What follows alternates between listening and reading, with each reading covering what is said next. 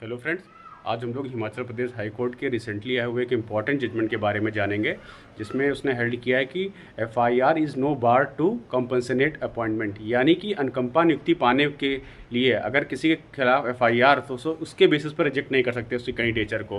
High court ने बोला कि FIR doesn't prove the guilt. Criminal law का बेसिक जूरिस्प्रूडेंस है accused is innocent until proven guilty. और इस केस में हुआ ये था कि एक सज्जन थे 2009 में बेसिक शिक्षा विभाग में हिमाचल प्रदेश के किसी ज़िले में कार्यरत थे। उनकी 2009 में मृत्यु हो गई। 2010 में उनके लड़के ने जॉब के लिए गवर्नमेंट डिपार्टमेंट में अप्लाई किया उसी बेसिक शिक्षा विभाग में। 2011 में गवर्नमेंट ने बोला कि there is no such policy under which you are eligible for appointment.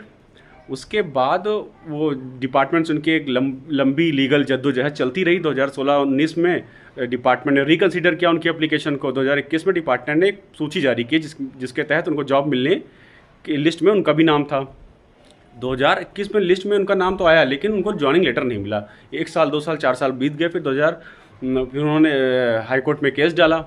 तो अभी कल ही हाई कोर्ट का वहाँ जजमेंट आया है कि केवल एफआईआर की बेसिस पे किसी के कैंडिडेचर को रिजेक्ट नहीं किया, that too in the case of compensate ground, यानी अनुकंपा नियुक्ति के केसेस में।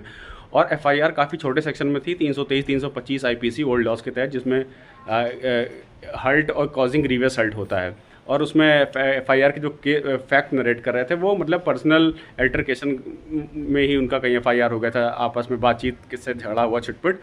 तो हाईकोर्ट ने बोला कि एफआईआर कहीं से भी ये नहीं सिद्ध करती कि वो व्यक्ति अपराधी है। और उन लोगों ने बोला कि इन्होंने मिस रिप्रेजेंट किया था, जो कैंडिडेट था इन्होंने मिस रिप्रेजेंट किया, बताया नहीं कि एफआईआर। तो हाईकोर्ट ने बोला on the basis of material present before the court ये कहीं से नहीं प्रूव हो रहा है कि इनको एप्लीकेशन के साथ अपने एफआईआर के स्टेटस को बताना था, या फिर इन्होंने कहीं मिस रिप्रेजेंट किया है और आपने भी इनको आज तक नहीं बताया कि आपके खिलाफ एफआईआर, इसलिए आपको हमने जॉइनिंग लेटर नहीं दिया।